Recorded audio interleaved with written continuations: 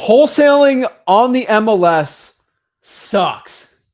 What is up, guys? Zach Ginn here. Rick Ginn here. And in today's video, we're going to share exactly why wholesaling on the MLS absolutely sucks and why most people are terrible at it.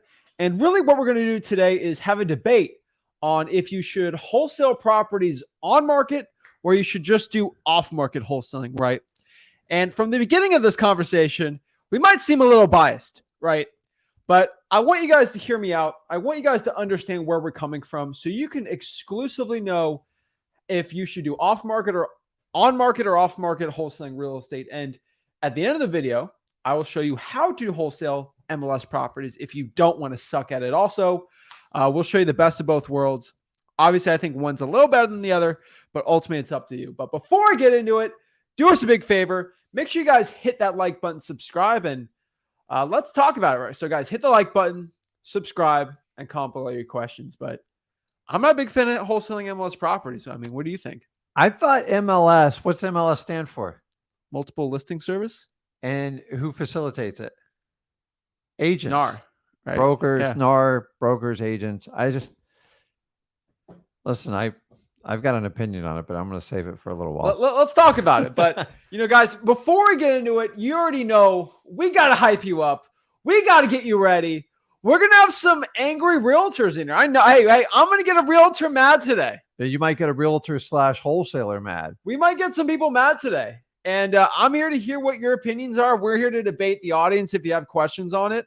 But we're going to explain exactly why we're right. And then we'll debate with you and see what happens. But, guys, this is going to be a fun one. This is going to be a very interesting one and very eye-opening because a lot of people are saying, wholesale in the MLS only, wholesale in the MLS only. It's getting pushed harder this year from everyone than I've ever seen it. Oh, yeah. And it's kind of funny. We're going to explain the whole thing. We're going to reveal some things and share some industry secrets. But, guys, let's get it going. Let's get jacked up and let's learn some wholesale and real estate. Let's do it. Woo!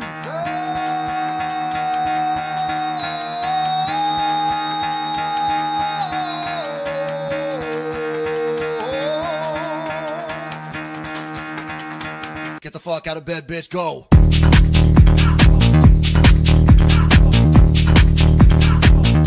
Get up, again, they got go.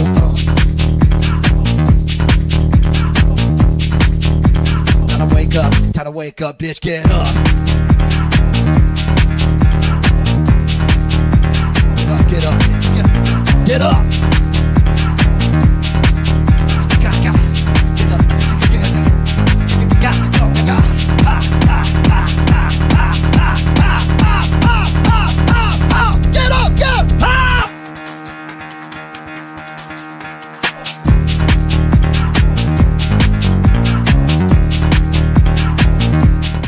Oh, snap. Let's get it. Guys, I'm telling you, we're ready to break this down. We're ready to share it, and we're ready to get some people a little upset at what we got to say, but hey, I'm okay with it. I am perfectly comfortable in my seat of where I'm at and where I stand on this issue, and let's talk about this. Let's really break it down on market, off market. Does MLS suck? Does it not? We got to figure this out, right? We really got to figure out what we're going to do the right way. So let's talk about this and let's really break everything down. So let's talk about the first thing you have to understand. All right. Why is wholesaling MLS properties super easy and sexy and the best thing ever, right? You're getting that a lot, right? And you're getting a lot of people talking about this, right? So I think the first thing you got to talk about is a lot of people think wholesaling MLS properties is the sexiest new thing in the world. And the truth is it's very sexy for a lot of newbies and it's very attractive because they make this argument, right? The properties are just right there and you make offers on them and they're just like motivated sellers. Except there's no marketing and it's all the pros and there's zero cons at all. No skip tracing, right? No skip tracing. No, it's just so easy, right? And you know what the price is. And you know what the price is. There's no comping. How hard can it be? It's so easy. And the truth is everyone goes in there, they buy the course, they start holding. It's so simple. Oh, it's the easiest thing in the world. Oh my gosh. And they actually start doing it. And it's like, whoa, this is actually harder than off-market real estate. And a lot of people don't get told that, right? And if you are not a real estate agent, you also have a huge con on your back. You have a huge respect issue thing. And we'll get into the whole thing. You're not in the club. But wholesaling MLS properties is really sexy from the outside, right? It's really attractive. It's really nice. Everyone gets all excited. It's like when you're saying, oh, I'm going to get a 6-pack. Yeah, I'm going to get a 6-pack. And then about month 2, eating right, working out is like, oh my gosh, this is not as fun as I thought, right? I thought I did 2 sit-ups and that's it. Most people do 2 sit-ups and, drink this smoothie and you get a 6. That's what wholesaling on the MLS looks like. It looks super sexy and easy and it's going to change the world. It's a lot more different than you think. And we're going to explain why and really break it down. But guys, I'm telling you, there's a huge difference. Yeah, full disclosure, everyone, you can technically do a wholesale deal off the MLS. We We're do not saying wholesaling you deals on can't the do it. MLS. I'm just telling you, man. I'm going to give you the truth of it because all you guys do is get the pitch. It is the perfect pitch. It's easy. You don't skip trades. Everybody wants to sell. You know the price. It's perfect for a course, isn't it? I mean, there's a lot of people that sell courses. It's perfect. And that's the problem. This course, I guarantee you, will have the highest failure rate of anything else sold on it because, number one, the strategy's been around forever. Number two, this is not, if you are brand new, never done a deal before, this might be the hardest route you can physically take. It appears super easy up front, but let's go into it and tell you why. I want to give you one disclosure, okay? Let me give you one big disclosure. We have done deals on the MLS and we still do deals on the MLS, okay? We are a different breed of wholesaler though than the average. Number 2, I know a decent amount of people, not like hundreds, but on the count of my hands, I can count honestly my toes, my hands and my toes, at least 20. I know 20 people at most that make over 6 figures a year wholesaling on the MLS. So it's nothing that's impossible. Mm-hmm. It is completely possible. But this is something where I'm speaking to the people in general. It's like talking about being in the NBA. Like we know a lot of NBA players, right? Oh, right, that means it's easy. I know over 100 NBA players. It must be easy being in the NBA, right? It's hard. No, it's hard. The NBA players, are really, really good. Because you think of all the NCAA players and all the high school players and all the AAU kids, right? You only know about the good ones. You don't know about the ones that fail. And we kind of talk about it like that. It's like, it's a lot easier to become an accountant than it is to become an NBA player, right? Oh, yeah. And so a lot of people kind of take the top and they think that's the average person or that's what I can be too. And that's a good thing to strive for. But, I've seen, because I researched for this video, I looked through 30 MLS wholesaling courses that being pitched and 30, all from $500 to 30,000, right? There's some people that are legit, like the people I know. There's a couple of people I know of and know that they sell MLS wholesaling courses and they actually know what they're doing, but still it's a high failure rate. And I'm not saying anything bad about people that sell courses like that. I'll leave that to the people, but I just think there's better routes. And I don't think MLS wholesaling is something that you should be doing. And this is my opinion. It's the toughest route as a newbie, Yeah. period. I'm sorry. It's the truth. You guys aren't going to be told that because the marketing pitch is so perfect. You got to buy just to figure it out. The problem is you're going to be one stuck with the problem. In my opinion, you could go straight. Well, I'll share my opinion on it. I'm an off-market guy. I've been doing this 21 years, guys. If I could just go to MLS and save all the marketing stuff, I would do it. The reality is it's just there are a few and far few between. Those properties go to realtors for a reason for the most part. Yes, you might find a mistake. You might occasionally find one that's motivated, but the amount of drama you're going to have to go through. I agree. A lot of people try and be like Kobe. They watch Kobe play basketball and they're like, you know what? I'm going to do pickup. I'm going to play just like Kobe. Guess what happens when you try to do a 3-pointer while running in a corner and shoot? It ain't going to make it. And you're like, wait, but I thought Kobe did. I can do it. No, it's a little different, right? So let's talk about the average person trying to make their first 100K in wholesaling real estate. Like MLS wholesaling is not for the faint of heart. As someone that does MLS wholesaling, it is not for the faint of heart for most people. So let's talk about it. Let's really get a little debate going.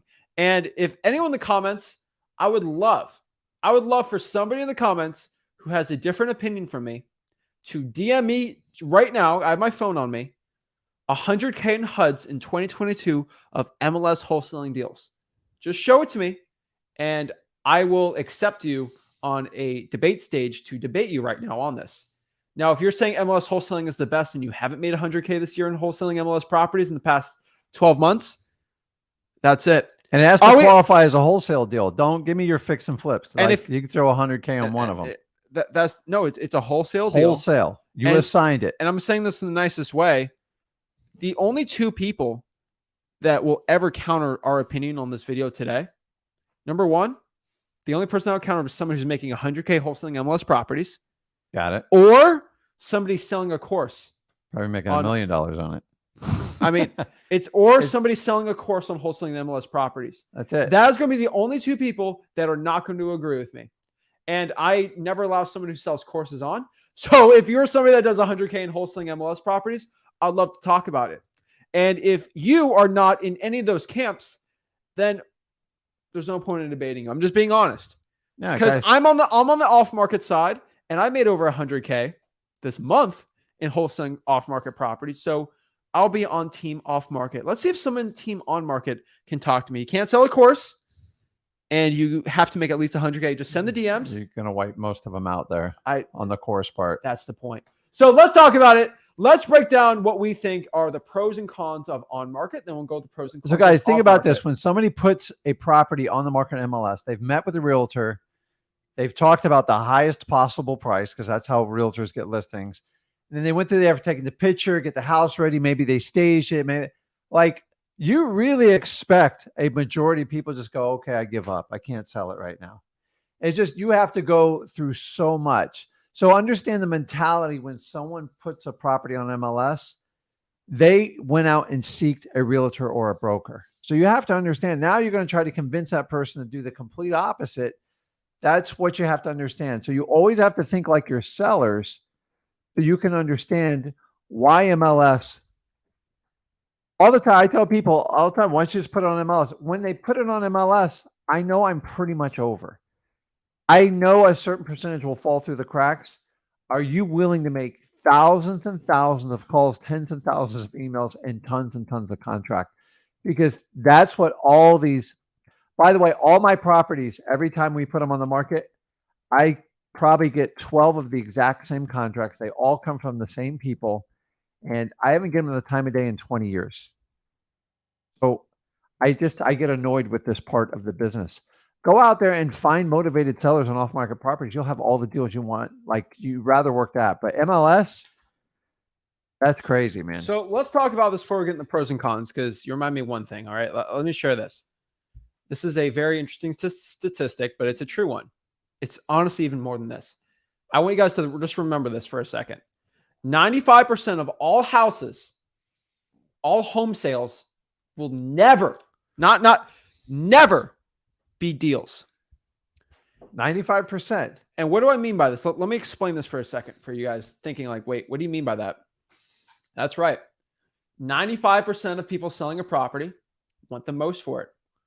That's the truth. So when I go out here, let's say I try to sell an old skateboard, I probably want the most for it. I don't want to sell my skateboard for a deep discount. If I sell a used computer, I don't want it. If I spent $3,000 on it, I'm not going to want to sell it for the least price. If I ever sell my truck, do you think I'm going to take it for a severe discount? No. I want the most for it, relatively, right? It's not going to be a good investment flip for most people when I sell it. I'm going to sell it for market price. I want you guys to understand that real estate is the biggest investment most people ever make in their entire lives. So it makes sense. Most people, 95%, will want the most for it. And they go with realtors. It's listed on the market. That is how real estate works. I think about my grandma. I love my grandma, right? If she wants to sell a property because of her retirement and stuff, she probably deserves the most for it. Mm-hmm. She takes care of her house. My grandma and grandpa, they take care of their house. It's not a pigsty. It's not distressed. You know what? They take care of it. It's a nice house. It's not a good deal. And she's going to want the most for it, right? Yeah. So like, that's 95% of people. They don't have termite damage, like all these crazy stuff, okay? That being said, if we know that 5% are the ugly houses, the motivated seller, just think of that for a second. It's like, whoa. Wait a second. If I can only do 5%, that's crazy, right? I want you to understand that 99% of deals on the MLS will never be deals. 99 point something probably, right? It's probably higher than Now, that. if you look at off-market properties sold, it's close to like 60-40, 50-50, because off-market's very small. But you got to remember, so this is what the people say. 90% of all deals are sold through the MLS, and you're only wholesaling 10% of the deals. You're missing out on this entire array of deals. But the number you really have to look at is how many properties are so the essence of wholesaling real estate, and I'll debate anybody on this definition, is to put a property under contract for below what it's actually worth in today's real estate market. Today. And then selling that contract to a cash buyer for a profit, an assignment fee, a finder's fee, whatever you want to call it. That is wholesaling real estate. That is what it is truly at its essence, at its core. And so if you know at its core, the point is getting properties under contract for below what it's actually worth. The only amount of people that will do that are people that are motivated sellers because they have a reason. I just want to get rid of it for cash. And the sellers accept that they're getting rid of it for the speed, the easiness of just selling it for cash. That's 5%. And 5% are not actually deals. Those are just deals that you can do, right? Mm-hmm. There's a motivation with the person or motivation with the house. So that being said, properties that are going to be able to be sold at deep discounts, over 80% of them are always going to be off market. I'd say 90%. And only 10% are on market. So why am I going to go after only 10% of all really good deals? It's crazy. And I got to compete with realtors on those too. It's crazy. But guys, when you guys understand that most properties will never be deals. And so when you're going on the MLS, you have to sift through these 95. When you do off market, you don't have to go through the 95% of the sifting and the going through it. And I just want everybody to understand that, like, if I get a list, for example, of every property in my zip code where I live, if it's a nicer part of town, it's going to be like 98% never going to be a deal, right? 98, 99. There's some older houses, I guess, but like 98, 99, right? Now, if I get a list of all tax delinquencies in my zip code, that number probably goes to, I would probably say 60, 40% could be deals. And that's the point of pulling a list. I hope you guys like why we say to pull lists. But like when you pull lists, that 95% turns into like 80%. And that just gives us more extra deals to get it. So that's kind of what we do it. Okay. It's amazing how many people do this, but like, I want you guys to understand this. All right. And so let's kind of talk about the pros and cons. Okay. And let's get into it. All right. Let's talk about the on market. There are pros to on market, and the people that do it well, they will explain these pros. There are more properties theoretically of people wanting to sell on the MLS. Correct. That is a fact. That is something I will not debate with anyone. That is absolutely true. You will be able to make more offers on the MLS than off market, hands down. Feels good. You know, we're not going to even bring up the cons, but it's true. It's cheap marketing. It's true, right? Like outside of being a realtor, because that has a bunch of costs, but like it's pretty much cheap. It's cheap marketing to a point. Like costs pretty much $0. And if you have like PropStream, you can even go on the MLS and do it and ZachGinn.com. But like that's the attractiveness. More offers, everything like that. Now, let's talk about the cons. That was a short pros list. It's big pros. It's easy.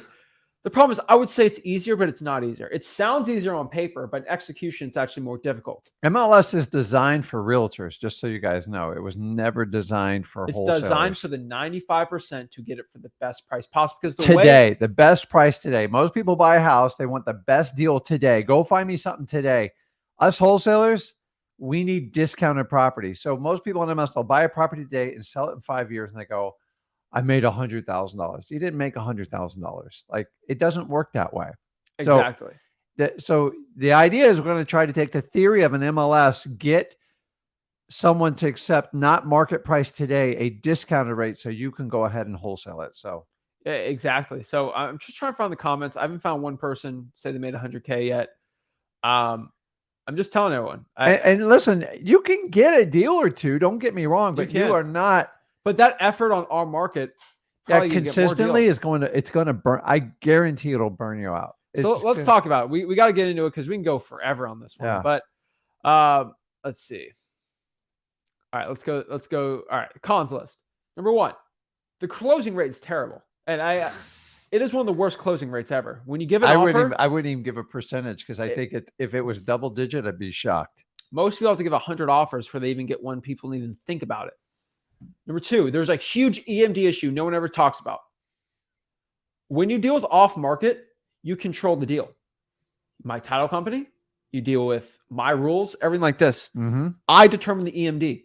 With a realtor, they control the deal. Yeah. Hey, in realtor land, which is a fantasy, it's a fantasy world of mass proportions. Everything's perfect. They have their own language. They speak a different language too. But like they'll say, hey, we need 2% EMD.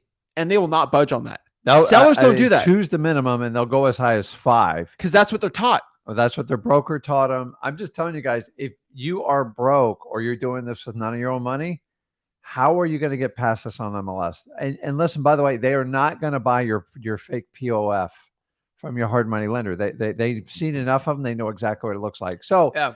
if you're trying to use your hustle and grind method, you try this strategy, understanding they're going to usually require a couple $1,000s up front for you. Like, how are you going to get through that? And let's be honest with you. Like we have some properties on the MLS right now. And from the deals we've sold on the MLS, we sniff out hard money all day, every day. I like mean, it's so easy. And I'm not a realtor. I just look at the contract. I'm like, wait, proof of fund. No, that's EMD, right? Like it's so stupid. Like it's so you're going to need 1,000 to 2,000 EMD all day. that's earnest money deposit. If you're wondering what the so acronym freewholesaling.com, learn that. But like, that's a huge issue. And that puts a lot of wholesalers out. So if you're broke, the strategy is they go, well, I'll just get the money from my buyer. You're not going to be able to play this game with realtors and brokers. They will know exactly what you're doing. Oh, but I'll do it after the inspection. Realtors are not. They don't do that. stupid. Like, honestly, I would never, my properties I put on with my company, I would never, like, you got to put the money up. Yeah, guys, it's like dealing with a savvy investor for every deal. Yeah, you can't. Like, these people, this isn't the first time they've heard someone pitch them this idea. So let's go next year. There's a gatekeeper. Ooh. So remember this, with a gatekeeper, you have to close 2x more people than in wholesaling real estate. So let's get back to the gatekeeper part, right? Yeah. In wholesaling real estate, we close the seller, right? In on market, you close 2 people. You have to close the realtor to even present that offer. Because remember, it's going to be a lowball offer. Yeah. And number 2, the seller has to accept those terms. Now, here's the thing. There is an attractive part in MLS wholesaling, which is, I'll tell you, the dual agency. That is another pro. Yeah. I'm not calling it a pro because not every state can do it, but hey, Mr. Realtor, be my buyer's agent and my seller's agent. That will bring the realtor on board. But the issue is with a MLS property, like you still have to get the seller to accept it. Now, I'll tell you, if you want to wholesale MLS the correct way, which we'll break down at the end, if you do really ugly houses, you have a chance with dual agency that's just sitting there, but you got to be careful with it because still there's a lot of competition. Now, there's realtor drama. Hold on. Before you go on this one, Yeah. keep in mind with this. I don't even have the stats. I should have pulled them up. How many realtors are across the country?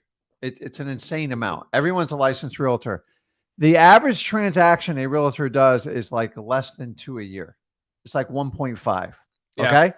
So I would like to, this is a lot like when you get frustrated on getting some of the government lists. This is that problem. It's like 100 times worse. So now you got to deal with multiple realtors. Some of them have never even listed one property or 2. So you get a lot of people with very little experience, and then they have their persona. This is the gatekeeper. What do they call those wicked guys standing at the gates? Are they gargoyles or gargoyles? Gargoyles. That's it. And I'm telling you, man, this part alone takes me out because I have zero patience for inexperienced realtors. Like, there is like just the only qualification is they have a license, which doesn't mean they know how to negotiate and do it. And you have to get past this person first. And it's challenging because you have so many realtors out there. The odds of dealing with the same realtor is like, if you get good in your local market, you might do it. But for the most part, you're going to have a new realtor every listing. Half the time, guys, I can't even get them to return an email or a phone call. It's so painful. And then, so sometimes the realtor's a little bit cray-cray, like don't take it personal, but there's some, and they have their own set way they want to do real estate. And if you don't follow, let them out. Just go on. I got it. If you don't follow, we're babysitting here today. You got to go to the door. Check it out. If you do not follow this Gargoyle's advice, you're never getting through. So many of you say, it's their duty. They have to, by law, present all offers to the sellers. They don't. I tell you, I've seen it. If you put in a lowball offer, 95% of the time, they don't submit it to their sellers. I know that sounds crazy, but I'm telling you, it's the truth. Then if you get past the realtor, then you might have a crazy seller on top of that. And you guys know how that works with off market. So a lot of times it's the realtor that's usually running the show. And then if you get past the realtor, you got to get the owner to take a substantial cut. And the challenge is that realtor has to explain to that seller why you need to take the 20 or 30% discount. And sometimes if the realtor does that, they risk being fired from the listing. And I want you to understand how that works. And so you have to get through 2 layers of gatekeepers. And for that, it's painful enough to deal with some homeowners, but throwing in like an unrealistic realtor. I recently had a deal with a realtor's like, it was a small deal. I usually never leave more than $1,000, $1,500. She demanded $15,000. Like I go, that's 10% of the ask price. She goes, those are my rules. And she would not submit my offer. I just gave up. And then if you think you're going to go around and talk to the homeowner, it's only going to get worse because they share all the information and you shouldn't. But I'm just telling you, the gatekeeper thing to me is the number one thing that is going to prevent most of you. And number 2, keep in mind, now you're talking to a realtor. They're going to speak in a different language. And if you use the word wholesaler with a realtor, you're going to be instantly vilified. Exactly. And so if you don't have the experience to talk to these agents and brokers, they're going to eat you for lunch.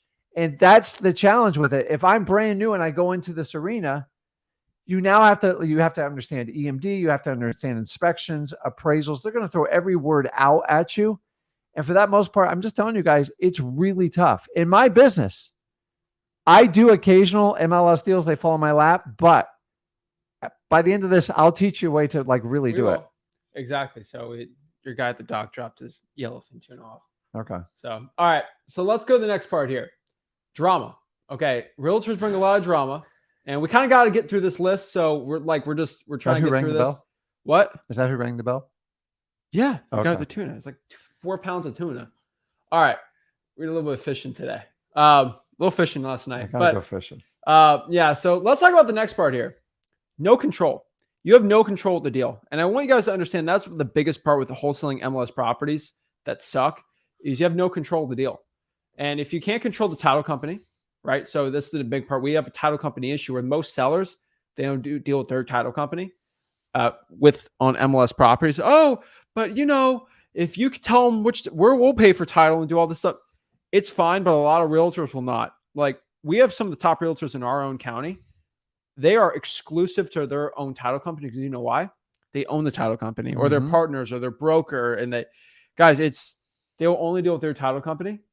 Because they're friends with Sally Sue and there's no way to go around it. They're very strict on this, by the way. Like their bond with their title companies. Remember, these are title companies that are geared towards doing 99% of deals with retail realtors. If the realtor loves this title company, you know why?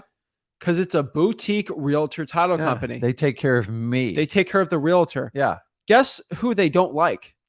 Yeah, they don't like the dirty old wholesalers, right?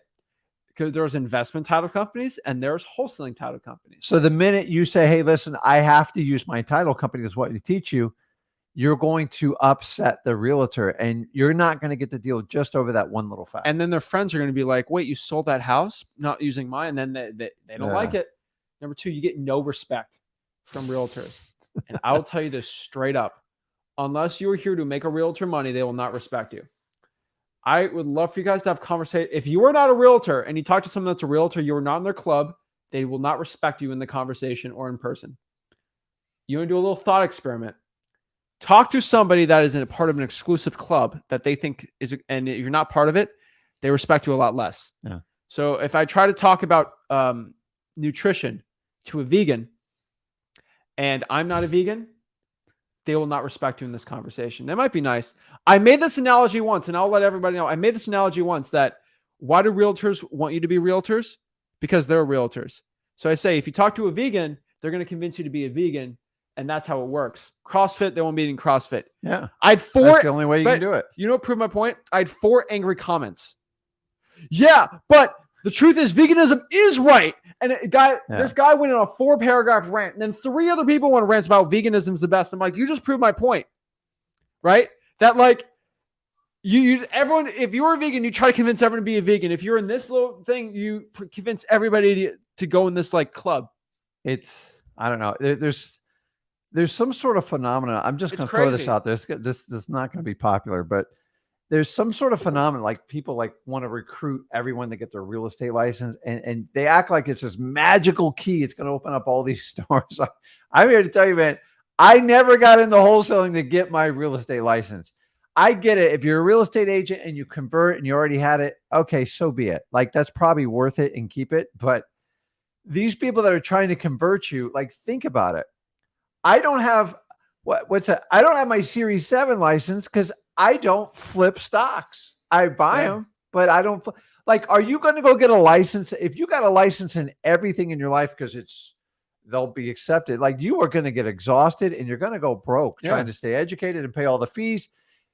Getting license with getting your real estate license is not going to help you, in my opinion, anymore in wholesaling unless it gets you around some sort of strict law in your state. That's it. I've always said it. I don't understand why. So now you want to speak to realtor like, oh, I got to go get a license. Like, listen, you go get your license, you're going to eventually wind up being a realtor 9 times out of 10. So yeah, people are part of clubs. If you're not part of their club, they're not going to respect you, or they're going to try to convince you to join the side. One of the example I had last week, I was wearing a Dragon Ball Z shirt, and then I had 2 guys at the gym who I know, once they figure out that I like Dragon Ball Z, they said, you need to watch One Piece. It's the greatest thing on earth. It's the club you have to join. You have to watch this show. And they will convince you to watch this show. It's like people do that. They see like a type of show. They're like, you have to watch this one because they watched it and they liked it. You need to do it too. Same thing with the realtor. And so I'm telling you guys, like people are part of clubs. The last part here is, and there is some cons, but this is probably, I think, one of the main ones I think a lot of people don't understand, but right behind the gatekeeper, there is a cash buyer FOMO on the list price. And what is FOMO? FOMO is short for the fear of missing out. And the fear of missing out is basically, so this is like Zillow for sale by owners. Everyone's trying to do a Zillow for sale by owner. And the truth is there's a big FOMO factor. And so if you do not get a good enough discount on your wholesaling deals, especially on MLS, your cash buyer is going to be like, no, I could have gotten this myself. So I see a lot of people. I got a deal on MLS. It was listed for 100K. I locked it up for 94. Like 94. It's like the cash buyer could have probably locked up for 90, just giving an offer. Yeah, just a basic negotiation. Guys, in wholesaling, cash buyers give us assignment fees because we got such a big discount that they could have never done it without us. That's how we provide value to the marketplace. If you get a deal that's not a deep discount on a MLS property, your cash buyer is going to be like, I could have done this myself, and you won't get the assignment fee, or they'll wait you out and then negotiate on that property. You have to get such a stinking low discount. They're like, whoa, you know what? That's great.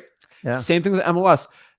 Same thing with Zillow for sale by owners. That's why you do a Zillow for sale by owner. You have to get 70% of the listing price, because if you get anything above that, then they know they could have done it themselves, a cash buyer, and they don't want to buy the deal. Guys, I get these emails all day long, and I get text.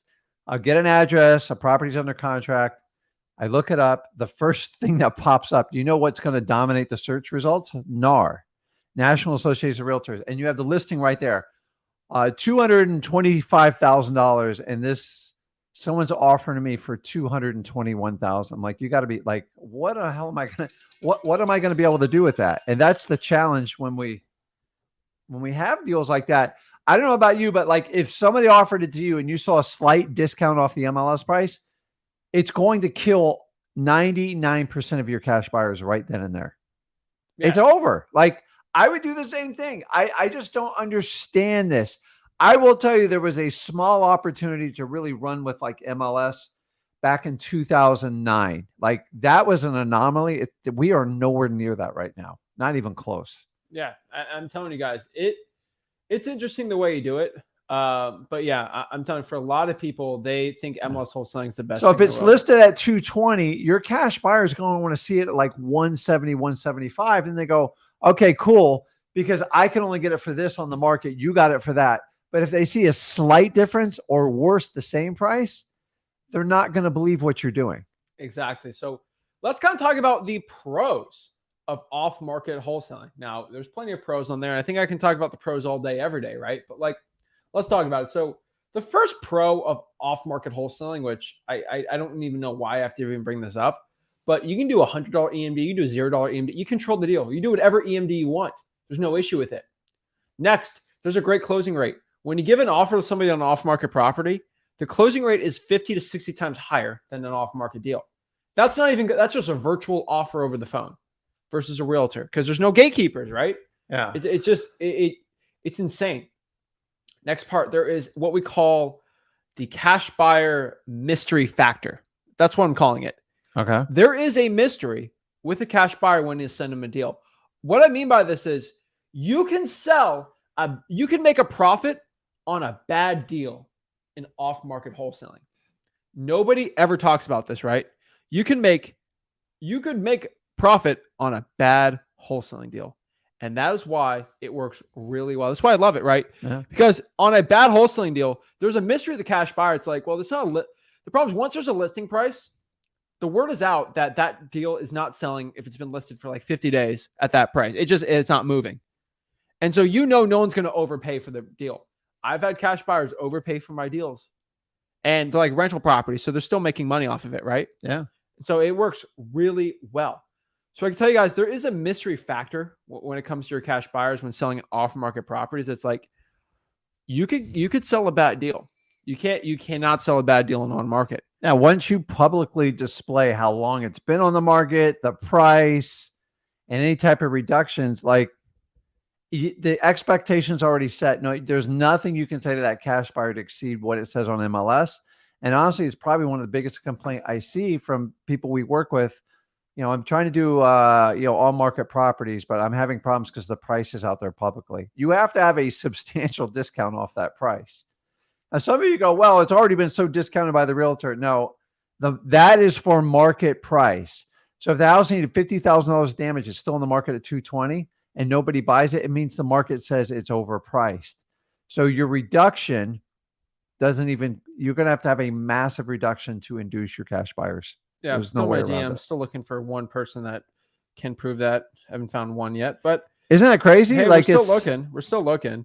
The reality is these MLS you can do it. You can also climb Mount Everest too.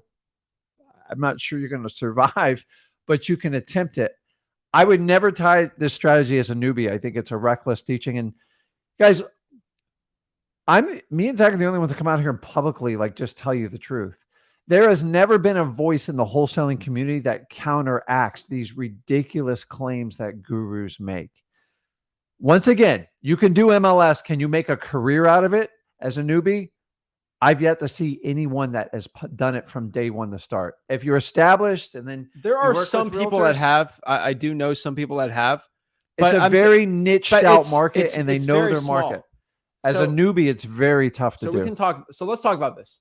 Let's talk about the free market and capitalism when it comes to wholesaling real estate, okay? Because wholesaling real estate goes off of a free market. I have a property under contract. I sell that contract. It's a free market. I make moolah. That's money. So the top wholesalers, all of them basically do off-market only. And there are some that do off-market, a little bit of on-market and off-market together. But really, when you look at things, if I can only name 20, and that's after a lot of research, wholesalers that are doing MLS over 6 figures, okay? Every year, consistently. Now, if I go to the people making over 6 figures consistently in off-market, I probably have 20 that DM me this week, okay? That just thanking me for teaching them. That's only my little niched out people I teach in wholesaling real estate. Yeah. The amount of people making over 6 figures in wholesaling real estate off-market is disgustingly high. Like, it's insane. Here's the thing. If wholesaling MLS properties was this crazy big secret in the world, and everyone is just keeping this the most crazy secret in the world, word would have gotten out. Everyone would just be making all this money. Here's the thing. Let me give you a big example. There used to be this secret marketing strategy where it was extremely cheap. You were able to get 2 to 3 deals a month with only paying $500, and there was no competition. And eventually got saturated. You know what this was? SMS text blasting. Yeah. Remember I was 19 years old And you're like, why are you spending? Why are you spending all this money on that? I'm like, hey, this company called Lead Sherpa for $500 a month. I had unlimited texting. Now they don't do unlimited texting anymore because this was back in the good old days, like 4 years ago, 2019.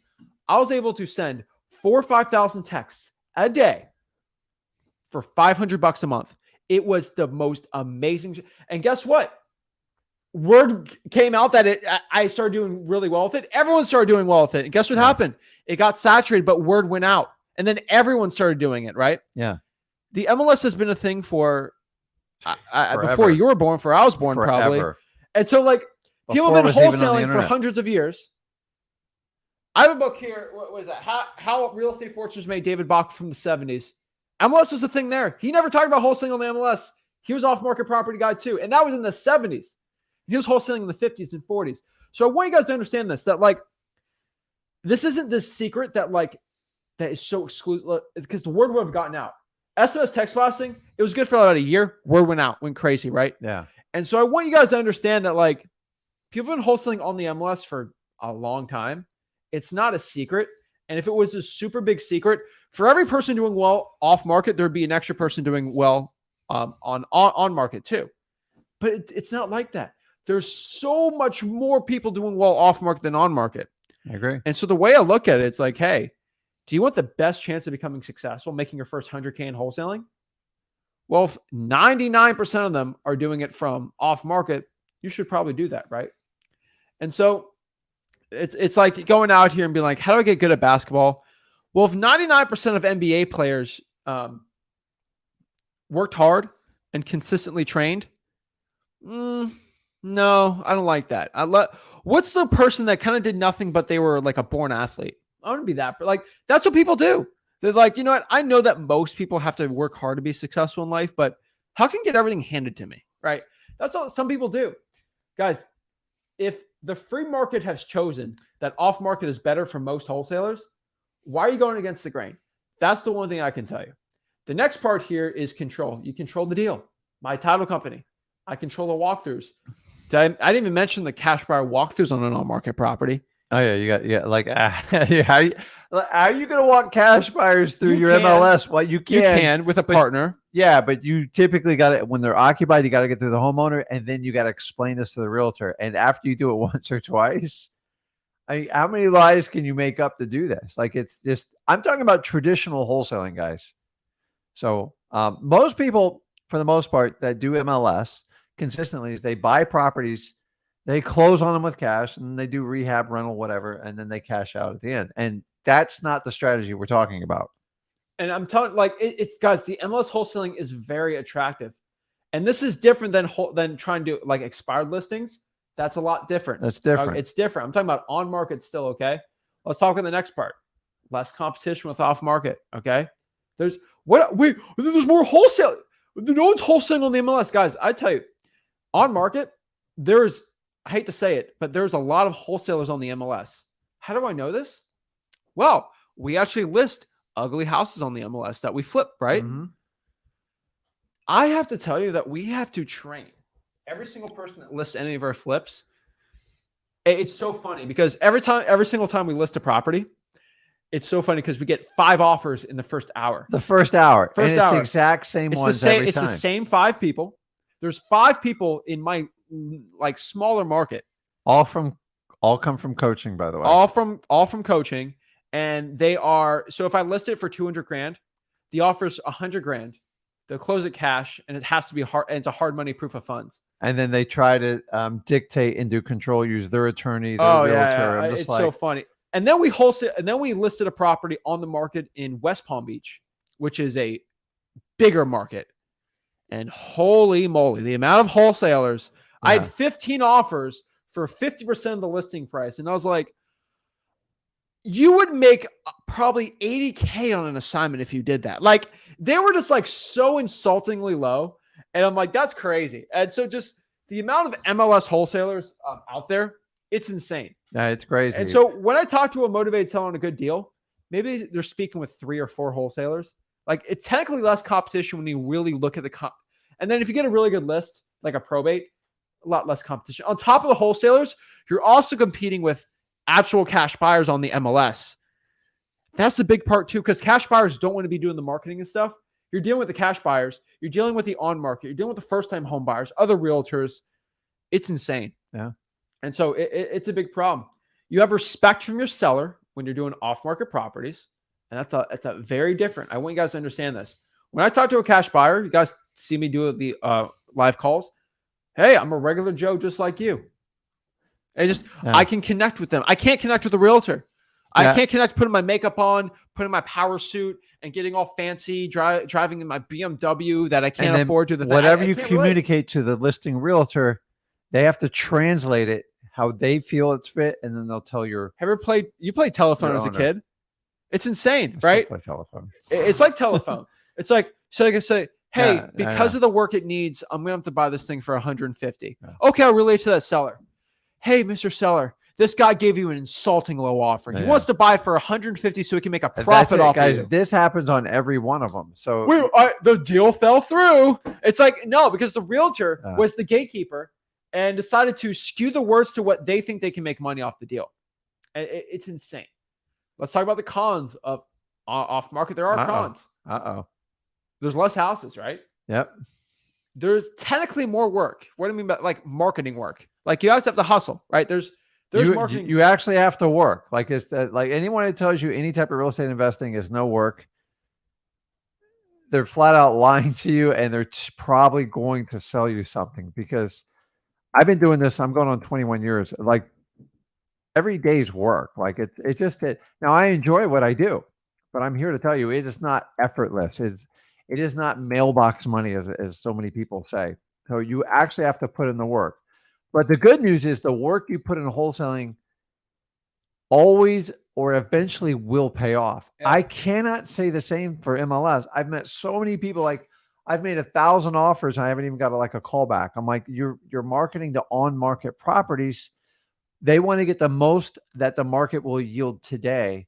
And so you're either going to have to wait them out, or you're going to have to triple your volume to even have a shot. Yeah, it's insane. So let's talk about the next part here, okay? The next con is there's appointments and closings. A lot of people are scared to go in person and close a deal. It's scary. But the reason why I tell you to do is because that's how you make 20, 30, 40, 50K on a deal. That's how you're going to make your most money. That's how you do it. And that's it, guys. I promise this at the end, so let's talk about it really quick. How do you wholesale the right way on the MLS? There are some ways you can wholesale on the MLS, which are the right ways. I actually have a wholesaling course, a wholesaling MLS course for free at freewholesaling.com. Oh my God. And there are rules. If you are going to wholesale on the MLS, because people are not going to listen to what I have to say, unfortunately, and they're going to try to wholesale on the MLS. So we got the top right hand, freewholesaling.com. Okay. There are ways to wholesale on the MLS the right way.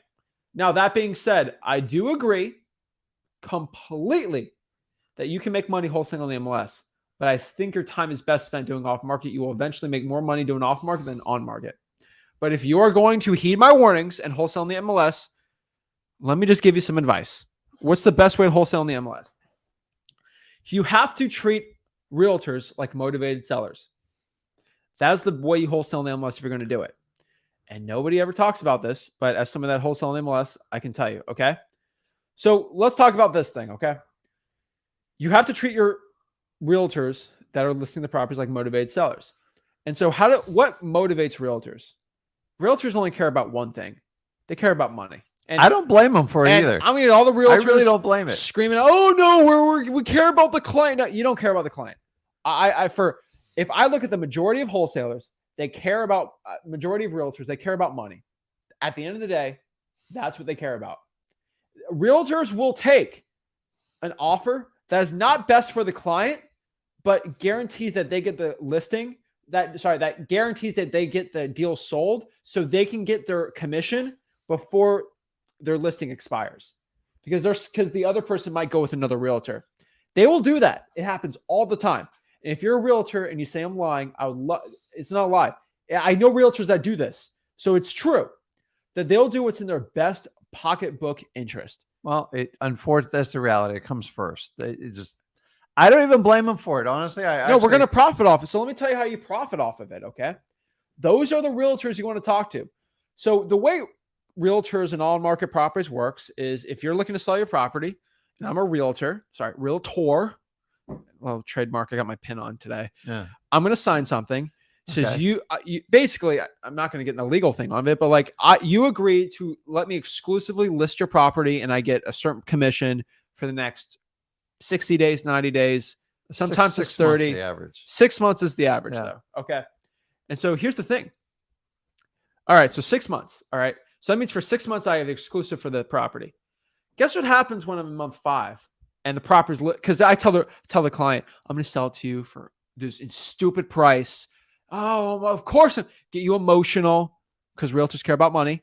And then boom, they list it. It's stuck for 5 months and the seller's not doing it, moving or anything. It's like, oh no, right? They keep cutting the price. Here's what realtors do. The property they know is going to sell for 150. They tell the client, we could sell this thing for 190 because the other realtors said they'll sell it for 180. I'll sell it to you for 190. Just sign on the dotted line. Yeah. It doesn't sound good. Realtor gurus do that. Sign on the dotted line. I'll make you $1 million. Just pay me $5,000, right? Guess what happens? Okay, month 1, no deal. Oh, we got to bring it down. Now it's down to 190. Sorry, 170, 160, and then they cut it down to 150 after 3 months, and then boom, they sell it because they don't need to tell the client it's only going to sell for 150. Now they're going to lie to you to get you to sign the dotted line because you're stuck with them, right? I call it the coming to Jesus meeting. It's kind of like that. So we'll sign that, but we'll revisit the price 30 days. Yeah. So that being said, if we're on month 4 or 5. The realtor's getting desperate because they're like, shoot, this person might go with their cousin Bethany that's in their ear on Christmas saying that she can sell it because she has buyers, right? I can sell it. Oh, shoot. And now my seller's getting a little agitated. They're getting a little upset. I could lose my commission. It's because the realtor only has one listing usually, right? It's everything to them. Yeah. It's the only amount of money they can have and they're caring about their money. If their listing agreements coming up, they're getting desperate. I got to get rid of this thing. Yeah. And what did I say in the beginning? What do realtors only care about? Money. And so if I'm in a dual agency state and let's say the thing's listed for 160, okay?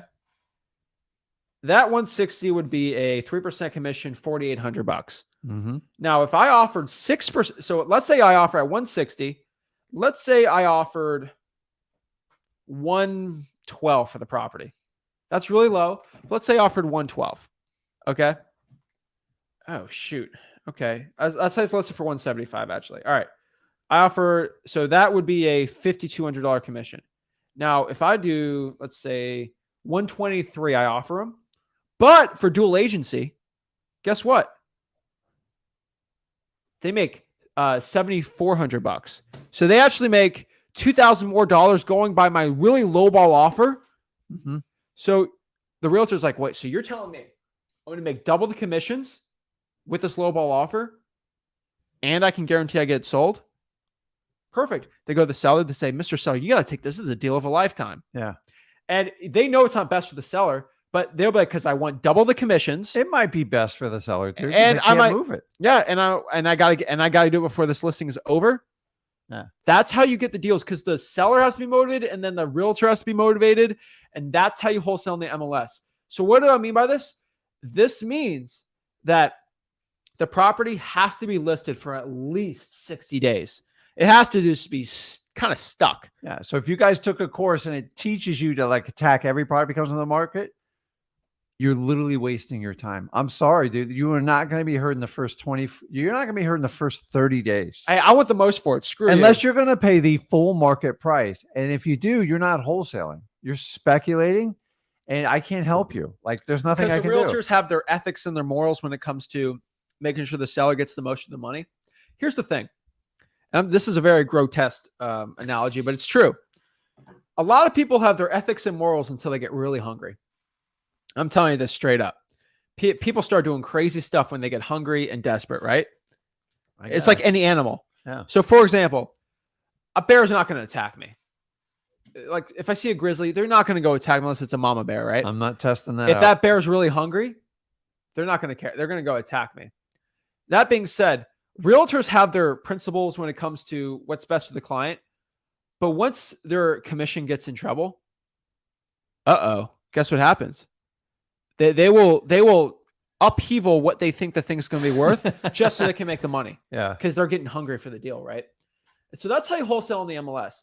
That's the same way I tell people to wholesale FSBOs because there's a listings. make sure they're older, because the first 60 days, I want what's best for the client and I want what's best for me. They won't even hear their dual agency because they know the client's not going to take it. Yep. But once they get a little more desperate, ooh, those are good. And so that's how I would wholesale in the MLS. I mean, that's how I do the deals I do on there, but they're still not my favorite. But I can tell you is that's the right way to do it. And kind of to end this up, I will tell you this, but wholesaling on MLS is not the thing of the future. I just tell you, everyone thinks it's the thing of the future. It's not, it's honestly, it was never meant for that. And if you do it, it's like going down, you guys get black ice up there when it's cold. It's literally like trying to drive on like a black ice road because all the rules are different. Everybody wants full price. So you are fighting a battle. They want full price. You want deep discount. Like you can see where the clash is going to come. In theory, it sounds perfect. Like that's great. But I've been doing this 21 years. I do them. I mostly get my MLS deals off relationships with realtors, like the ones he described. And then there's another little trick where you can do pre-market, where if you go out and meet with realtors and say, listen, you ever get an ugly house or someone needs a ton of renovations, Pocket listing, yeah.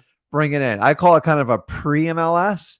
And you got a shot there. But once it goes on the market is who will pay the most and solve mostly the realtor's problem is going to get the deal. So if you want to pay the most, knock yourself out on MLS. I just think we're talking out loud about this because nobody speaks up in our industry. Everyone, oh my God, they're selling this. It's a great course. And all you guys hear is all the perfect stuff about it.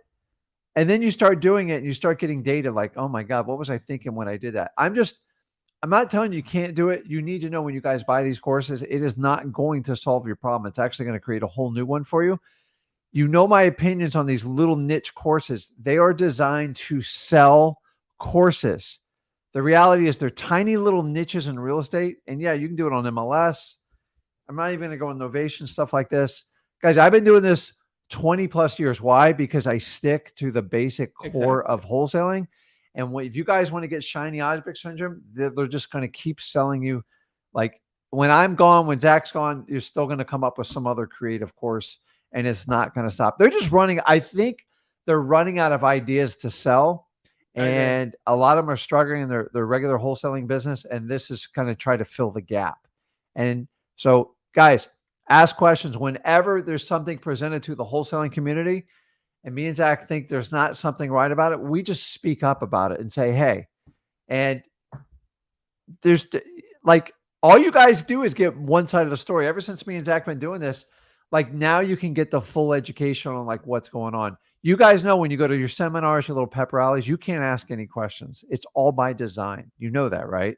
So be aware of it. Exactly. So let's go over here and answer some questions and see how I can help the people out and really help you become the best wholesaler you possibly can. So shout out to Sean. Finally got the water shut off, had to go through their attorney, but hey. It's not scary. He just did it. Yeah. So Ogle said, the MLS course I bought, it was expensive and it sucked.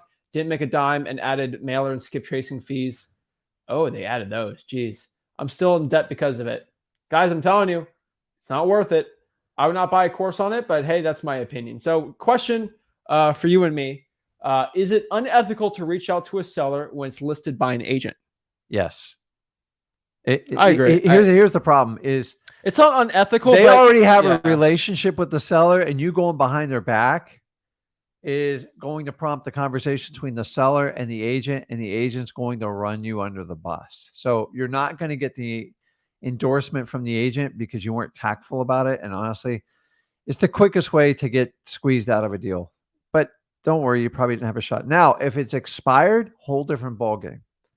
And so many goes, hey, I can't get the realtor. They won't answer my call. They won't do this. I'm just going to go around. Keep in mind, they went through the effort of listing the property, taking pictures, signing a listing agreement. You're probably not going to be able to beat them out. So, and 9 times out of 10, when a lot of you guys, you get surprised when there's a realtor involved and then the owner wants to work with you. Guess what? Unless you cancel that listing agreement, the seller still has to pay the agent, and you could create a double problem for the seller. They took your discounted price and it's listed. In that case scenario, they have to pay the realtor. So they're probably not going to move forward with your deal, even if you do this little back end strategy. So I'd stay away from it. Exactly. That's my agreement. Somebody said on the comments, we did $1 million in gross profit with 80% MLS. So if you did, I would love to see. Here's the problem. Send the info, guy. Send me I'm not saying just send me 100K of assignments on MLS deals, and I'd love to have you on top. I'll do a podcast with you. I'd love to break down how you're doing it because maybe I'm wrong. Yeah. But the problem is I made $10 million this hour wholesaling properties on the MLS. I can say whatever I want. Problem is it true? I gotta get proof. If you did $1 million in gross profit, what would your expense really be? Because it's supposed to be a free marketing source, right? Hey, maybe it's true. I whatever. But just send me the proof because I can't believe it unless I get proof. Yeah. So just send me last 100K in MLS deals past 3 days. I'd love to do it. Love to talk to you how you did it too. Because guys, I'm not. A lot of people think I'm like this hard rich bot. If someone making $1 million in assignment fees, dude, I'll give you all the kudos. I would love to do a podcast with you and break it down. I'm not saying I'm wrong, but I think for most people, we're just DM me, just go to Messenger and just send me HUDs, and I'd love to see it. The problem is I'd love to see it, but you just got to see it because if you're the type of person, because I get people, oh, but I flip properties. I'm like, that's different. Flipping properties, it's got to be wholesaling. If you're buying them and paying cash and renovating them, when I see gross profit, part of I'm like a $1 million gross profit. I'm like, that's flipping.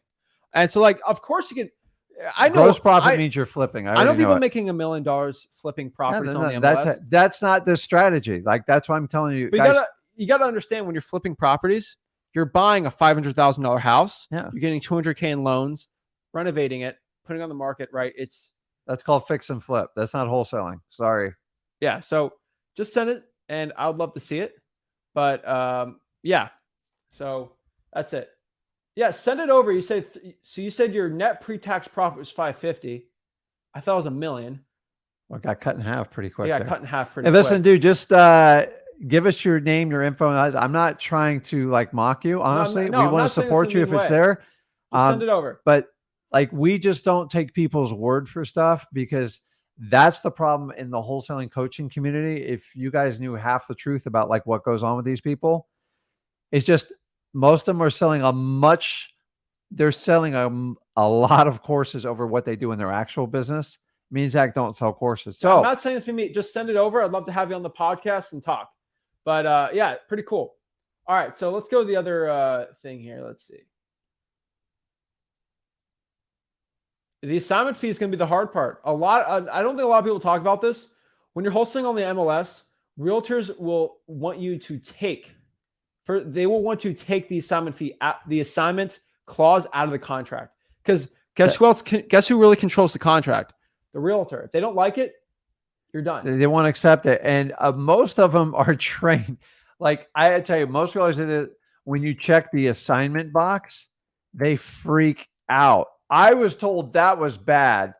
Honestly, sometimes you got to educate them, but like you red flag them when you want to assign it because they assume they're going to get pulled one over on them. And remember, they're responsible for their clients. So the assignment is real challenging unless you've already trained your realtor. Remember, most of the realtors you guys are reaching out, they don't know you and they don't know how you work. So the minute they go, oh, they're doing an assignment, they must be one of those wholesalers trying to pull one over on the wool on my eyes. And it becomes really challenging. The problem is if you dealt with the same 2 or 3 realtors the entire time doing it, yeah, you got a shot. But the reality is there's so many I feel like there's a realtor for almost every property out there. And when the average realtor does 1.5 deals a year, you're going to have to go up against that. Exactly. So let's do some one-on-ones, see how we can help the people out today. So let's show you how you can hop on these one-on-ones. So the best way to hop on these one-on-ones is just go here, Wholesaling MLS for real. All you got to do is go to the feature tab, click here, click the StreamYard link, boom, you'd be able to talk to us one-on-one, absolutely for free. Go to Wholesaling MLS for real. There's our Facebook group and our mastermind too. So go here. Get the link for everyone. And let's talk and let's see how we can make you a better wholesaler today. So put them in the chat. Boom. All right. So first person here, we've got Ryan, what's up, bro? Yo, what's going on, y'all? I just want to say I appreciate what y'all do. I look up to both of y'all. There's a lot of people out here trying to take advantage. But anyway, so it's kind of funny that y'all are doing this live on this today because I had this seller on my Driving for Dollars list, and I called her up. She was like, my husband passed away. She's looking to downsize, but she's like probably gonna list it soon. Talked to my realtor, so I'm like, all right, I kind of already know what I'm gonna have to deal with. So I had called the realtor. She kind of gave me a little more of a rundown as far as like the seller's story and the condition of the house. So she texted me this morning. It's been like a month since I last talked to her. She's like, we're probably going to list it this weekend for 400, but she kind of kept her word. I was on like the front line of it. So she, contacted me, told me what they're going to list it for, whatever. So I kind of have the chance to get my offer out there before anybody else. But I still know, I'm like, all right, I'm still going to have to deal with all the BS of on market, she's got to ask for proof of funds, the EMD.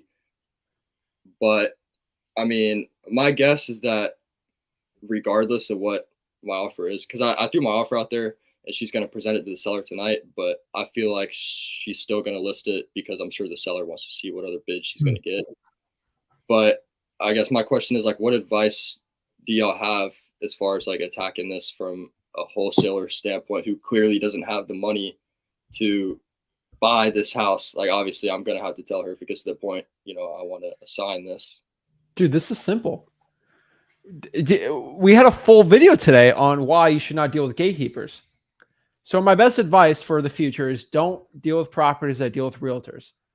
Those are never the best deals. Now, this seller, in my opinion, let me know if I'm wrong, she's basically chosen to make the realtor her gatekeeper, right? Yeah, I had no idea. I wasn't on the MLS looking for deals. It was a Driving for Dollars deal. But still, she chose this person as her, and she will not accept anyone else besides the gatekeeper, right? Yeah.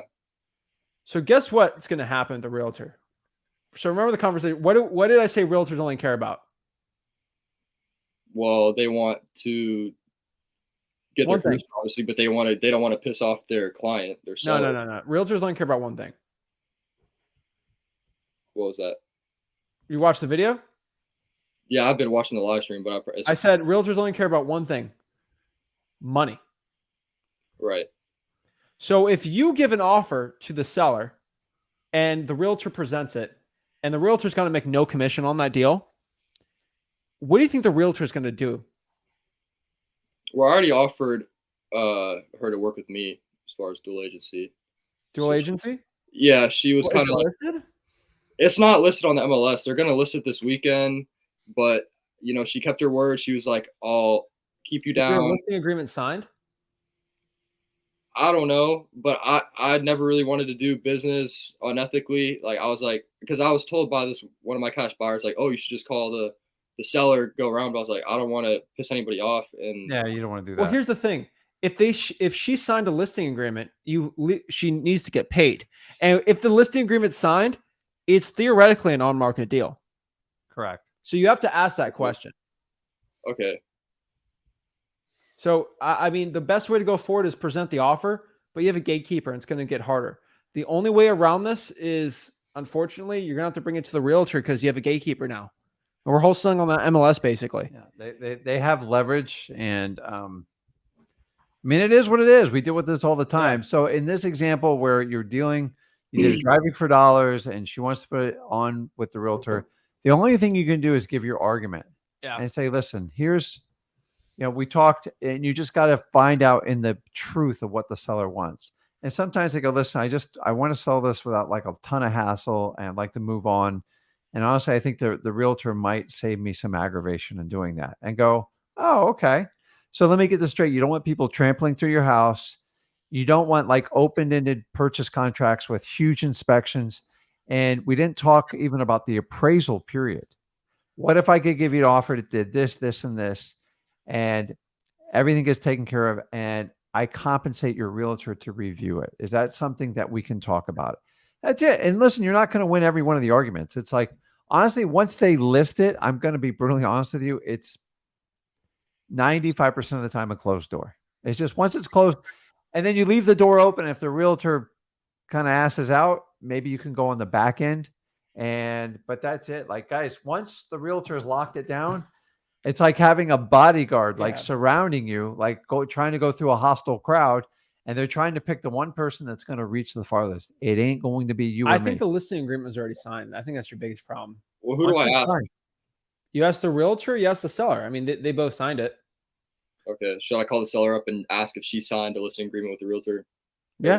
Okay. Yeah, you might as well just find out. If she did not, this is what I would do. I'm just telling you what I would do. Now, this might not be what you want to do, but hey, if they say no to the listing agreement, hey, Mr. Seller, I mean, I'm just going to be completely honest with you. We never buy properties that are on the market, because why would I pay an extra 6% commission if I can just give that extra 6% to you? Right? Yeah. And so that's probably going to be what's best for you. And just having an extra person is going to kind of end up making less money for you. And that's why we don't deal with it. So if you want to talk to me, I can offer you for the property. But if you can go with the realtors, go with the realtor. And you talk like that. And just say, listen, if you're okay with the inspection periods, people walking through your house, and trying to figure out if the bank's going to appraise it, then I get it. Like I can't offer that, but like most of the people that want to work with us, are there any challenges with the house? Yeah, so they actually had an inspection already, and the realtor sent over the report to me today. It's more than I thought. Yeah, sounds like this is realtor talk already. The inspection report. I mean, so I'm going to be brutally honest with you, and so I'm not a licensed realtor and I'm not a broker, but I do own an agency. In my opinion, the worst thing you can do is get a pre-inspection on a property, because number one, now you make your homeowner 100% liable. Yeah. So if they find something wrong right there, you have to disclose it. You don't have and the realtor doesn't have a choice. So if it's got termites or anything like that. Number two, she just incurred a $500, $500 to $600 charge to the homeowner to do this inspection when your buyer would pay for it anyway. So she's already in the hole. And so like, I can't get people to stop like this type of, if you have like the perfect house, why? This sounds crazy, but like, honestly, you cannot reason with people like this. It's just when they make up their mind, they make up their mind. So she's taking the realtor's advice, and to be honest, it's terrible. It's really bad advice. Yeah. What's the seller's motivation? She's looking to downsize because her husband passed away. Okay, so that's a decent motivation. You just got to figure out if she wants the most of the house or she just wants a quick cash offer. Because if she wants to what? If she wants a quick cash offer, or she wants to sell it for the most. Okay. Because you're not going to convince her at a price. I mean, have you even talked numbers with this person? With the realtor, yeah, not the seller directly. And so what numbers are working? Is the realtor giving you a number that's working? Yeah, so I got the conversation right here. She was like, we're going to list it this weekend for 400 probably. I was like, all right. ARVs. Are you texting her this?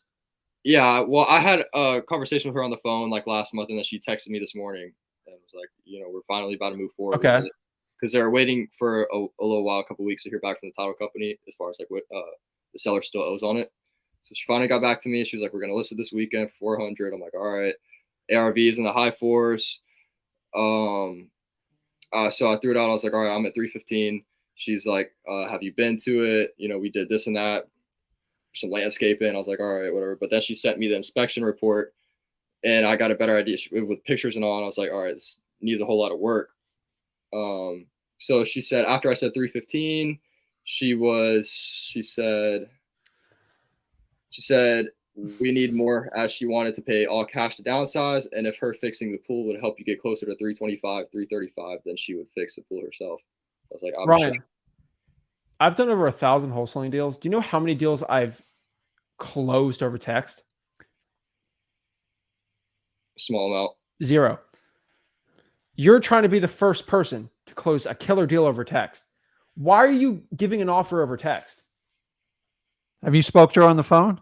Yeah, I have. But he gave an offer over the text. Yeah, you got. He didn't talk to her for a month, and then he texted an offer over.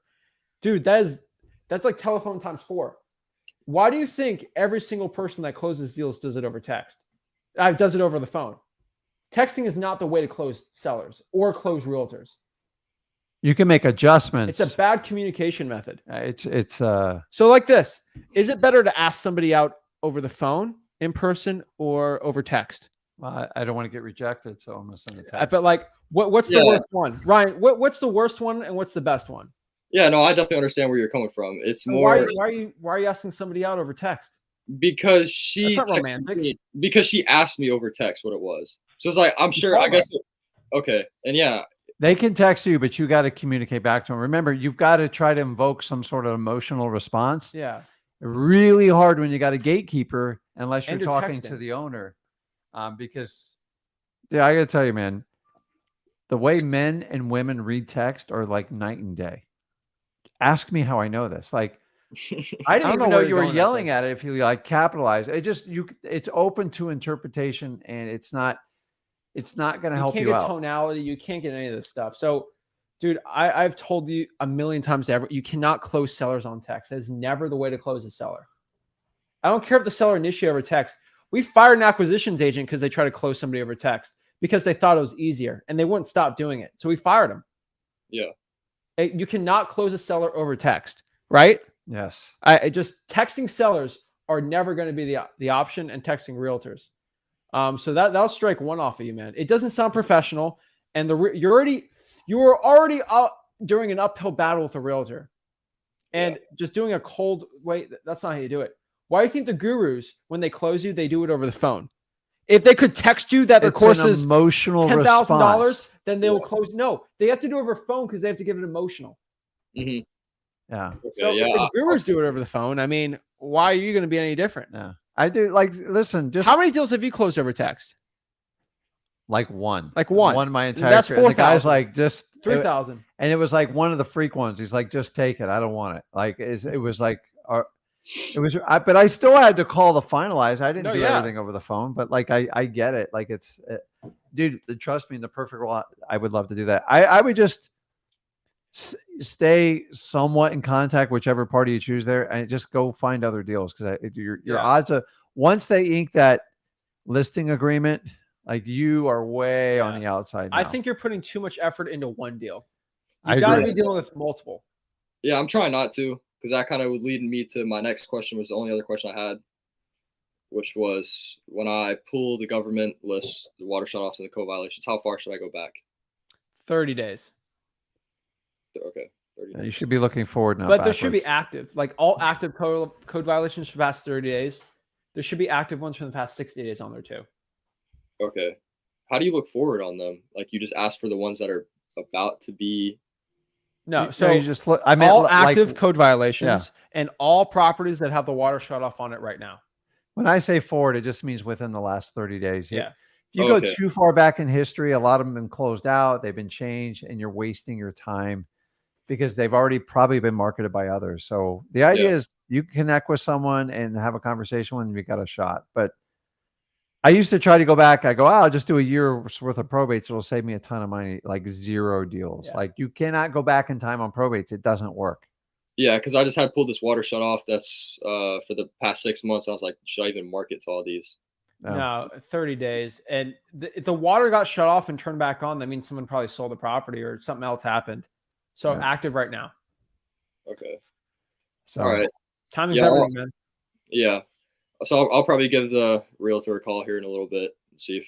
But don't spend a lot of energy on it because you're not getting paid for it. So just, hey, if anything changes, give me a call. I appreciate it. I can't do that number, but if you can't get an offer, let's reopen the conversation. You're doing the right thing. You're going after off market. You're doing it. The problem is, especially in our company, once a realtor is a gatekeeper involved on it, the chance of getting a deal plummets hard. And I hate to say it. Dude, I've tried it. When I was starting, I tried every which way to make it work. I'm just like, and if you're new to this, you've never done a wholesale deal, this could be, in my opinion, the most painful strategy like you can do, because you don't even know wholesaling. And then a lot of people just don't know like real estate lingo. It is like a double whammy. And you're like, you're gonna be scratching your head for the next 3 months. Yeah. The thing is, wholesaling, if you do it correctly, you keep progressing, you're going to make a lot of mistakes. You're going to fall on your face, but eventually you get paid doing it. I cannot give you the exact same thing off of MLS. Wholesaling, guys, if you're watching this video in the middle, Wholesaling means you contract the property and then you assign your contract. When you go on MLS and you buy it for cash and you rehab it, that's not a wholesaling. It's not even close. Exactly. Okay. Just a quick question. If you were to pull the like code violations for a certain county today, when would you pull the list again? All type of government lists, because they're not going to be a lot. No, but like the code violations. Like if I pulled it today, when okay. would you go back to that county and pull it again? Oh, every month. Every month? Okay. All right. That's all I got. I appreciate the help. Keep it up, Ryan. Okay, man. You're doing good, man. You got it. I'm just trying to help you out because, dude, you will be so frustrated dealing with multiple types of these deals that even with my experience now, when I get that type of deal, I'm just like, I just give them an offer. Like, don't put too much effort into it. Yeah. Because I've dealt with like 50 of these type of sellers, it's never worth it for me. Yeah. I'm definitely not putting all my eggs in one basket here. Keep it up. I like your drawing for dollars though. Keep it up, dude. Yeah. Thank you. All right. Good job, man. Telling you, it's good. So the reason why we do like Ryan's doing well. I'm just trying to help him out with one problem because I see young Zach struggling with those realtor gatekeepers. And I'm like, I don't want him to go through the pain that I had to go through. And guys, let's just throw out the honest fact here too. Like most of your realtors, a little bit older and established. And if you're a young person like my son or like you're 17, 18 doing this, dude, they will write you off just on your age. So if you think people are bad about judging, like sellers won't though, because if you have the cash and the partner, they're fine. But realtors will. Realtors will instantly discount you because of your age. And let's face it, a lot of you guys are young out there doing it. I'm just being honest with what you're dealing with up front. Your age should not be a discouragement, but I cannot change a realtor's opinion on what they were taught. Exactly. Yo, Vince. What's going on, man? Mr. Rick. Hey, Vince, how you doing, man? I'm good, man. You look cold. In Orlando. I know, but it's that dude. That's still cold compared to me. He's got the hoodie on there, man. Yeah. What's up? How can I help you out? Yeah.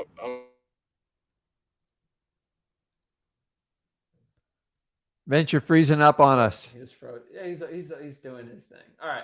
You're gonna have to come back. What is up? Van. Louisiana doesn't want to talk today either. It's crazy, man. Kyle. Kyle, you there? Kyle. Trying to like South Park. This is crazy. Maybe it's got to be us. Is David here? Here's David. Yes. Hey. You want to talk to us? Okay. What is up? Hey, how you guys I doing? get it, dude. Sometimes people just That's freezing up. probably took a bathroom break or something. Can you guys hear me okay? Loud Hey, and clear. nice. Thanks again just for sharing the information. Just a simple, quick question. Once you establish a contract, you get the property locked up under contract, and let's say you're running out of time and you can't find a buyer, like what's the process of just limiting my liability to being like, let's say, sued for failure to perform on the contract? Like, how do I kind of mitigate that? I'm running out of time and I'm just like, I have to be clear, I haven't done a deal yet. I've just discovered the channel. I'm just researching, but I just wanted to protect myself in advance. Like I get the You have a deal right now? No, sir. No. Okay. So, but I'm just preparing if I do get it. Yeah. So there's three things we have to address here. Mhm. Okay. Number one, don't let a contract scare you from making an offer. It's just a tool. Don't like some people get, oh my God, the liability. Wholesaling, if you do it correctly, it's all about minimizing your risk and Use our maximizing your contracts. gain. So number one. Don't let ever the fear of the liability of a contract prevent you from entering it. So number two, you got to use the right vehicle, the right contract. If you use the one we provide over at freewholesaling.com, it's a simple 2-page. It's extremely transparent. And so let's walk through the two things you need to understand. You have an inspection period. We recommend in this current market if you can get 30 days, because 30 days goes by fast and cash buyers are very finicky right now. If you do a 7 or 14-day inspection period, it's going to be challenging. Like, you know it up front. The second part of that is if you have a 30-day, don't wait till the 29th day to get out of it, because you just really agitate the seller. And an agitated person can always put you at a risk. You piss off someone enough, they have the potential to sue you. They can do whatever you want. The problem is the minute you get sued, you have to spend money, because if you don't answer, you lose the fight. So one lawsuit, one frivolous lawsuit cost you $5,000 just to get it dismissed. So number one, don't piss off people. So if you have a 30-day and you're 2.5 weeks through it and like you can't get the time of day, start having a discussion to end that contract. If you want to get out of the contract, you just simply say, there's two strategies. You just say, listen, there's more issues with the property than I thought. Not sure I can overcome them. Are you open to a discount? Or number two, if you have to get a huge discount because you missed way off, just simply say, where do I send over the cancellation of the contract? I know it sounds harsh and rough, but number one, you're being respectful. And number two, if they go, wait, David, wait a minute. What do we have to do to get this deal done? Because a lot of times you write a contract, people are mentally like, I'm already thinking about leaving. But you can't ask for a $50,000 discount over the phone. It's hard. So don't ever wait till like the 29th day to get out of a contract. You're just asking for trouble. And third, the worst case scenario, if you use our contracts, is you have a deposit amount. So if you do a $100 deposit, which is not that big of an issue, your worst case scenario with our contract is $100 because that's your liquidated damages if the contract expires. Now, if you decide to use another contract and you haven't reviewed it or had an attorney review it, and you can be sued for performance. It's hard for people to do that because it's a lot of work. Well, there's ways around it. So number one, use our contract, honor your inspection period. Do not wait till the last day. And three, just be mindful and this is why you got to get feedback from cash buyers. So when anybody who's just starting out, you get a property under contract. The hardest part is to nail down the cash buyer's price in this particular market. So the one thing you need is time. You got to have time. 2-week inspection period, guys.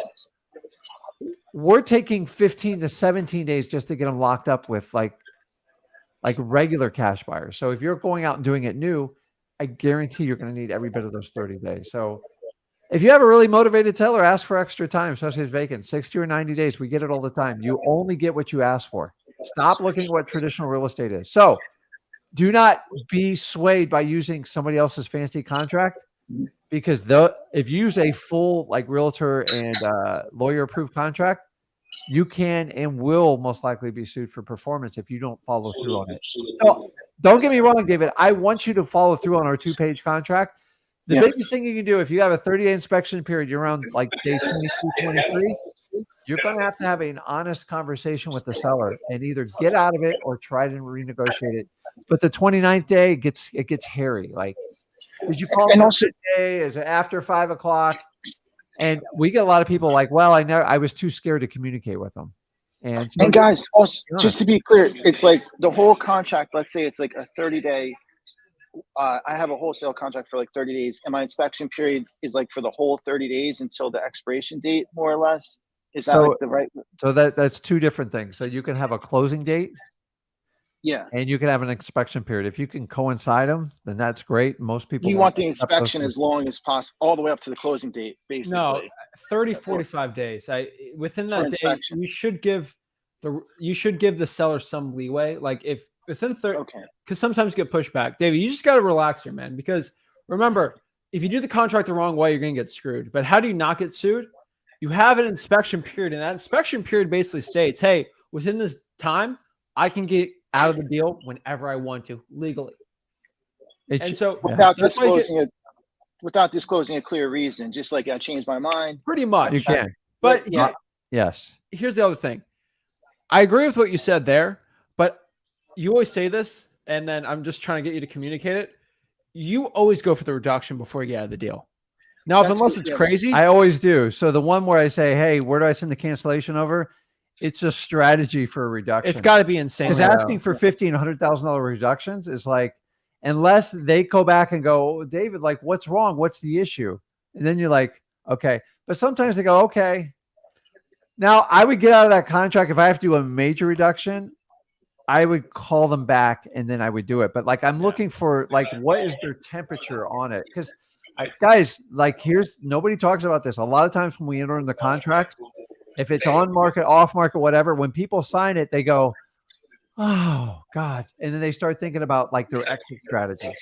Yeah. They can start moving or something. Some people hire a moving truck and stuff like that. I don't want you to use it unethically, Yeah. But you got to understand, like, you are taking some risk when you do this. But there's a right way to get the reductions, and that's what I'm trying to explain here.